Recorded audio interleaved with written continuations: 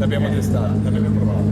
L'abbiamo provato ed era scomodo. Era scomodo. Ah, benissimo, molto bene. Allora, voi siete terzi di classe. Allora adesso aspettiamo un istante, appena si libera un posticino parcheggiate la vostra vettura e dopodiché andate su e vi consegnano le gomme. Quest'anno bisogna fare così, purtroppo con il Covid dobbiamo stare molto attenti, va bene? Allora,